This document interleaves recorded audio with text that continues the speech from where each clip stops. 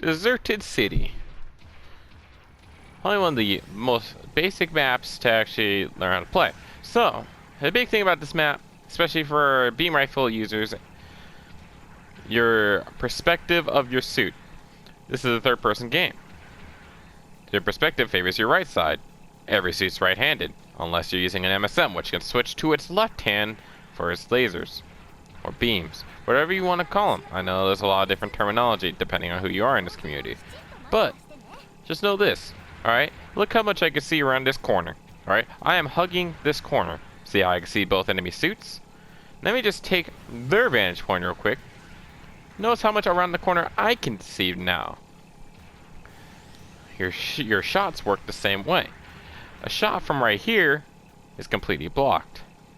Shot from right here, if I quick peek it, see, my gun is still clipped in there a little bit.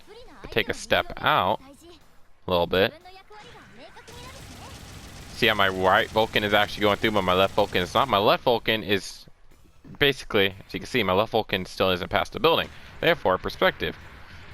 Keep the right part of your suit around this corner. They have less to shoot at, but you can get a shot on them. And you can quick peek out, use your missiles, so on and so forth. So, we'll label the sides based off of their center objective here. So you got side F over there, and we got side E over here.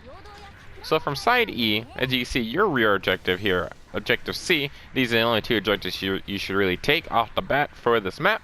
A is not useful. B, for the other side, is not useful. You take your first suit out, your fastest suit should either take C or E. The second fastest suit should take the other objective, the one that's not being taken.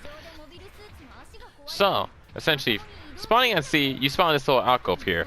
If the enemy happens to take E, you have only 3 choke points to escape out of. I consider this one choke point as a whole, mostly because this super round right here is connected to that choke point right there, which means if an enemy holds from down the road here, they have first shot on you, essentially, unless you peek it. Peeking it means you have the right hand advantage, which means you're just testing the latency of the server. But for the most part, you are strapped from E, between E and C at those choke points. Enemy taking control of E is not very good. Now is E team taking control of F. These two buildings here are the two buildings that you want to push from side F. So, the reason is they're both right-handed peaks for side F. You have first shot. Granted, this side route right here has a right-hand peak for F side, for E side. Yes, this would be good for E, but thing is, you have F team should at least have a suit here, because if this corner right here is being protected by their teammates, nothing's gonna challenge the center gap right here to push them off that building. At the same time, if they have somebody here protecting what I call green route, there's gonna be nothing to stop them. So essentially, as long as this angle right here is being held, that angle over there near objective F looking towards the E is being held, this right here is protected, which means nothing can push through that alleyway or this gap in the center. But say this, if at the beginning of the match an enemy blue from E team pushes here at green route, if you have a suit positioned right here, this is a good vantage point, mostly because you got the quick peek. Green route favors E team. As you can see, the building right here gives you a full vantage point. The support can sit up on the roof over there in the back corner, but it's still right-handed peek for you. Therefore, challenging green route, unless the enemy is sitting in this corner right here, is very hard to defend from F side, unless you're cautiously playing the corners back over here, which means you're not protecting your side flank to keep this building in check. But that also means that if you want to protect green, and not give up the center, you have to play it from even more back, which completely negates your vantage point over the alleyway next to the green route.